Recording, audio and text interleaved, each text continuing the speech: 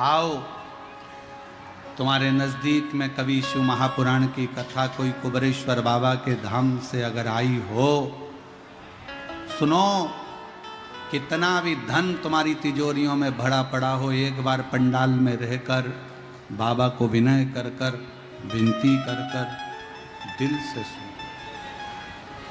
क्या नहीं देगा वो, क्या नहीं प्रदान करेगा, सब देना जानते, आप उसको भजो, सुनो। जो लड़का लड़की कहते हैं कि हमारी नौकरी नहीं लग सकती, हमारी जॉब नहीं लग सकती, गवर्नमेंट जॉब नहीं लग सकती, हम उनको भी कहते हैं कभी एक बार कुबरेश्वर बाबा की जब सावन महीने में कावड़ भराती है ना, एक बार सावन महीने में कुबरेश्वर धाम जाकर कावड़ का जल सीवन नदी का भरकर बाबा को समर्पित कर कर देखो, मेरा बाबा तुमको दूसरी बार खुशियां देकर ही बुलाए, खुशियां देकर ही। आप दुनिया भर में कावड़ भरे होगे, एक बार सीहोर की कावड़ कभी सावन महीने में योग लगे तो जाकर देखना, कावड़ में उसकी आराधना,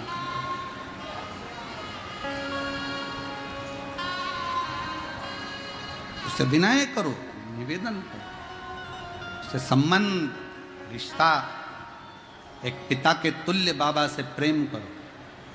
शंकर तो तुम पैदा हुए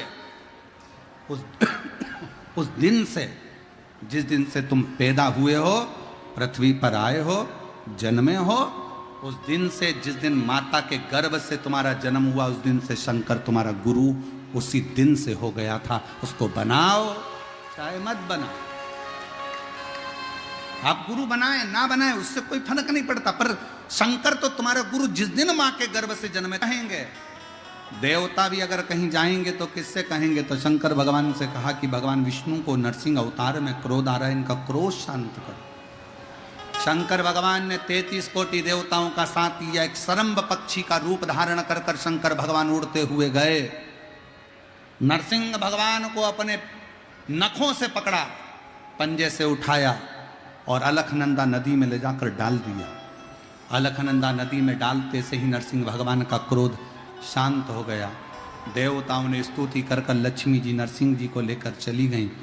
नरसिंह शिला आज भी बद्रीनाथ में अलखनंदा नदी में, आप कभी बद्री विशाल दर्शन करने जाएं तो बद्री विशाल के मंदिर पर पुल पर जब जाते हैं, राइट में ताप्त कुंड है जहां गर्म पानी बहता है, उसी के नीचे अलखनंदा नदी में किसी पंडित जी से पूछेंगे तो बता देंगे कि नरसिंह शिला है।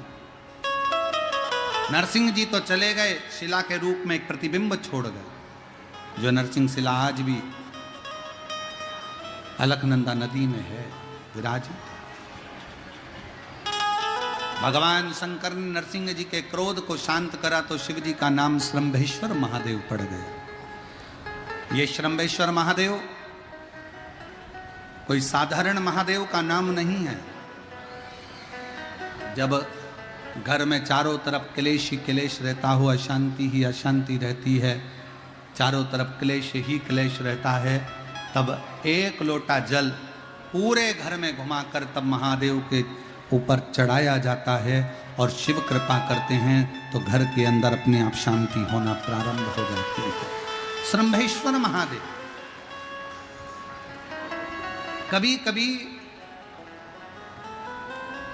हम नवयुवक बेटा बेटियों से कहेंगे कि युवानी की अवस्था रहती है ना, तो थोड़ा सा गुस्सा आ जाता है, थोड़ा चिड़चिड़ापन आ जाता है, बहुएं भी कुछ बोल जाती हैं, बेटे भी कुछ बोल जाते हैं। जवानी अवस्था है, कई बार युवानी अवस्था में थोड़ा मुख पर क्रोध आ जाता है, कई बार सत्ता में बैठ जाते हैं, कुर्सी पर बैठ जाते हैं, सिंहासन पर बैठ जाते हैं, अच्छे अधिकारी के पद पर बैठ जाते हैं तो गुस्सा बढ़ जाता है, क्योंकि कुर्सी का इफेक्ट आ जाता है, थोड़ा सा अंतर आ जाता है कि हम सत्ताधारी, हम वैभवधारी। तो उस समय पर कभी कभी नवयुवक बच्चे हों, कभी नवयुवक बेटियां हों, कभी कोई आधिकारिक पद पर बैठ गए तो अंदर से थोड़ा चिड़चिड़ापन क्रोध आ जाता है। कई बार पत्नी भी कह देती, कैसे हो गए हो तुम, क्यों चिड़चिड़ करते हो, शांति रखा करो, थोड़ा अच्छे रहा करो।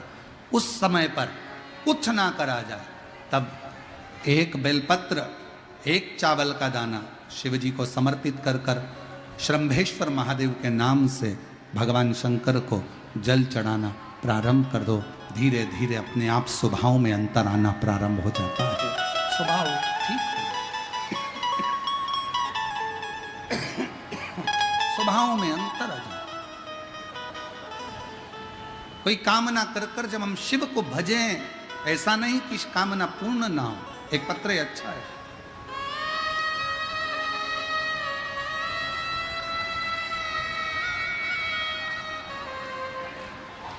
नहीं थी। हम लोग इतने दुखी हो गए थे कि कुछ खाने के लिए भी नहीं था। आप कहते हो ना कि पुरुष की जेब और स्त्री की गोद खाली होती है तो कोई नहीं पूछता, कोई नहीं ध्यान देता।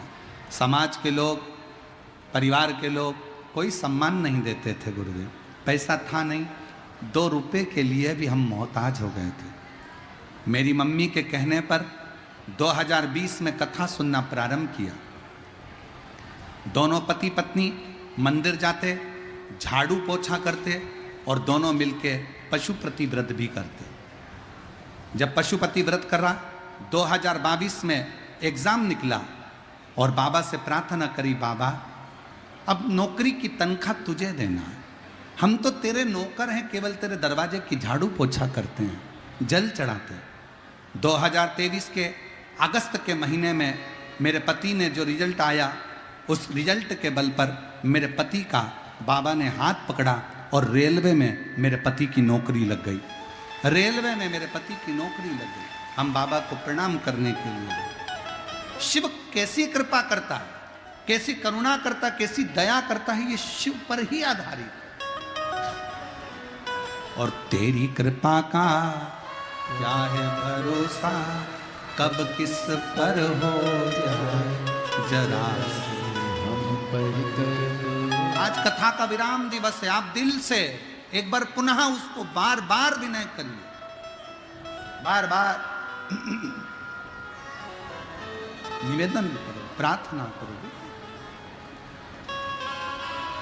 12 ज्योतिर्लिंग का स्मरण कराया है महाराज। तारकासुर का संहार कर 12 ज्योतिर्लिंग का जब स्मरण कराया, प्रथम में वर्णन किया है सोमेश्वर बाबा का, जिन्होंने चंद्र को काया का रोग हो गया और उस रोग से मुक्ति पाने के लिए चंद्र ने शिव की आराधना की। भगवान शंकर सोमेश्वर महादेव के रूप में विराजमान हुए। वर्णन आया है मल्लिकार्जुन का, कार्तिकेय रुष्ट होकर चले गए थे, जिनको राजी करने के लिए शिव पार्वती ने उनका अनुमोदन किया। भगवान मल्लिकार्जुन के रूप में विराजमान हो। अगला वर्णन आया है श्री महाकाल का। दूषण नाम के राक्षस का संहार करने के लिए भगवान महाकाल बन जाते हैं। फिर वर्णन आया है ओंकारेश्वर का। विंध्य नामक पर्वत के तप बल से प्रकट होकर भगवान ओंकारनाथ नर्मदा जी को ओम की आकृति देकर विराजमान हो जाते। वर्णन आया केदारनाथ जी का। नर नारायण ने तप कर कर भगवान शिव को प्रकट किया। जिस समय पर तारकासुर के 3 पुत्र तारकाक्ष, विदुम्माली और कमलाक्ष की भगवान से वर मांग लेते हैं कि हम मरें तो तीनों एक साथ मरें, भगवान शंकर देवताओं को पशु बनाकर स्वयं उसके पति बनकर भगाते हुए एकत्रित करते हैं और तारकासुर के 3 बेटों का वध करते हैं। शिवजी का आधा धड़ बड़े नंदी के रूप में रहता है तो धड़ केदार में हो जाता है, और शीश कटकर नेपाल चले जाता है तो पशुपति नाथ हो जाता है। पशुपति नाथ। पूर्व समय में हम जब शास्त्रों का अध्ययन करते हैं तो उसमें पशुपत्य अस्त्र का वर्णन आता है कि देवता राम जी ने पशुपत्य अस्त्र चलाया, भगवान कृष्ण ने पशुपत्य अस्त्र चलाया। पर आज के जमाने में तो पशुपति अस्त्र हमारे पास में है नहीं। ना हमने इतना तप करा, ना हमने इतनी साधना करी कि हमारे पास में पशुपत्य अस्त्र आए। तो कली काल के लिए शिव महापुराण ने पशुपति व्रत दे दिया। पाशुपत्य व्रत। भगवान शंकर कहते हैं कलिकाल में कोई मुझसे पाशुपत्य अस्त्र प्राप्त नहीं कर सकता, क्योंकि कलिकाल में कोई ने इतनी साधना नहीं करी। पर है पार्वती, पशुपत्य व्रत जब कोई नारी, कोई बेटा, कोई बेटी, कोई पुरुष किसी भी रूप में पशुपति व्रत को जब करेगा और दिल से मेरी सेवा, 5 सोमवार का ये व्रत जब कोई दिल से करता है तो भगवान शंकर कहते हैं मैं उसके भंडार जाकर उसके घर पर भर देता हूं, उसके दुख काट देता। पशुपति व्रत कितने सोमवार का होता है? 5 सोमवार। जो सवेरे पूजन की थाली मंदिर में जाती है वही पूजन की थाली शाम को भी मंदिर में जाती है। एक समय फलाहार करो, एक समय भोजन करो।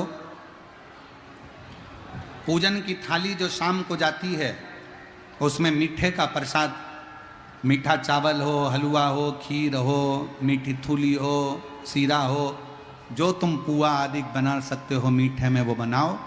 उतना ही बनाओ जितना मंदिर लेकर जाना। पात्र में कितने दिए लेकर जाते हो? 6 दिए मंदिर में लेकर जाओ, प्रसाद लेकर जाओ। मंदिर में 6 दिए जमीन पर रखो, 5 दिए प्रज्वलित कर दो, 5 दियों को जला दीजिए। प्रसाद के 3 हिस्से कर दीजिए। प्रसाद के 3 हिस्से कर दो, सामने रख दो। बाबा को स्नान पूजन आदि कराकर अर्चन कर कर फिर एक दिया जिसको तुमने जलाया नहीं है उसको थाली में रख लो। प्रसाद का 1 हिस्सा थाली में रख लो, 2 हिस्से मंदिर में छोड़ दो, 5 दिए मंदिर में छोड़ दो। बाबा को विनती करो आज मेरा पहला पशुपति व्रत है, बाबा स्वीकार करो। जो तुम्हारी कामना है बाबा से विनय करिए, निवेदन करो। प्रसाद और दिया लेकर अपने घर की ओर आ जाइए। घर के अंदर जब प्रवेश करो सीधे हाथ की ओर, घर में अंदर जाओ तो सीधे हाथ की ओर बैठ जाओ। घर की ओर मुख कर कर 6ठे नंबर का जो दिया है वहां जला दो। बाबा को विनती करो, बाबा आज मेरा पहला व्रत है, मैंने इस कामना से व्रत किया है, बाबा पूर्ण करना। बाबा अंदर जाओ। भोजन करने के लिए जब बैठो तो जो प्रसाद का हिस्सा लेकर आए हो ना उस प्रसाद को सबसे पहले खाओ, फिर भोजन करो। अपने प्रसाद में से किसी को हिस्सा नहीं देना है, चाहे बच्चे हो चाहे घर का कोई व्यक्ति हो। जो प्रसाद आया है केवल तुम्हारे लिए आया है, उसको पाइए। कभी बीच में रजस्वला धर्म आ जाए, कहीं जाना पड़ जाए, कोई कहीं किसी कारण से जाना पड़ गया, व्रत छूट गया, कोई बात नहीं, अगला कर लो। पर व्रत 5 ही कहलाए, 5 व्रत ही मूल मानो। 5वां व्रत जब पूर्ण हो श्रीफल लेकर 108 चावल का दाना या बेलपत्र या फूल या पंखड़ी कुछ लेकर भेंट आदि दक्षिणा रखकर बाबा को प्रणाम कर कर विनय कर कर दो। और 5वां व्रत भी ऐसे ही पूर्ण करो। बाबा से विनय करो आज हमारा पशुपति व्रत पूर्ण हुआ है। बाबा को निवेदन करो, विनय करो। ऐसे पशुपति व्रत का विधान शिव महापुराण की कथा कर दिल से सुनेगा। किस किसने करें व्रत? हाथ उठाओ जरा। पशुपति व्रत किस किसने करे? सबने करें, बहुत अच्छी बात है, करते रहना चाहिए। बाबा अगर कुछ दे भी देना उसके बाद भी 2-4 महीने बाद फिर कर लिया करो। पशुपति व्रत करने में कुछ नहीं जाएगा। ऐसा नहीं कि बस एक बार कर लिया, 3 महीने बाद फिर कर लो, 3 महीने बाद फिर कर लो। मर्जी से अपने मन से कर लो, अपने लिए कर लो कि मेरा बाबा मुझे अच्छा रखेगा। पर करना चाहिए। महिलाएं तो महिला, पुरुष को भी करना चाहिए, बच्चों को भी करना चाहिए। पशुपति व्रत अवश्य करें, बेटियां भी करना चाहिए। पशुपति व्रत का विधान बताया। आगे वर्णन आया है भीमा शंकर का। कुंभकर्ण के बेटे भीम का संहार किया है भगवान शंकर ने और नाम भीमा शंकर पड़ गए। फिर वर्णन आया काशी विश्वनाथ का। मनु शत्रुपा ने तप कर कर भगवान को प्राप्त किया। फिर वर्णन आया है त्र्यंबकेश्वर का। गौतम बाबा पर गौ हत्या का दोष लगा, बाबा को गौ हत्या के दोष से ब्रह्मा विष्णु महेश ने आकर मुक्त किया। अगला वर्णन आया है वैद्यनाथ जी का। रावण शंकर भगवान को लेकर जा रहा था, शिवलिंग के रूप में भूमि पर ही रख दिया, बाबा वैद्यनाथ जी के रूप में विराजमान हो गए। नागेश्वर बाबा का वर्णन आया। दारुक नाम के राक्षस का संहार भगवान ने कर कर नागेश्वर के रूप में विराजमान हुए। फिर वर्णन आया है रामेश्वरम का। भगवान राम जी लंका पर चढ़ाई करने से पहले शिवलिंग की स्थापना कर कर पूजन करते हैं, बाबा रामेश्वरम के रूप में विराजमान हुए। फिर वर्णन आया है कृष्णेश्वर का। सुधर्म नाम के ब्राह्मण की 2 पत्नियां थी, घूष्मा सुदेहा।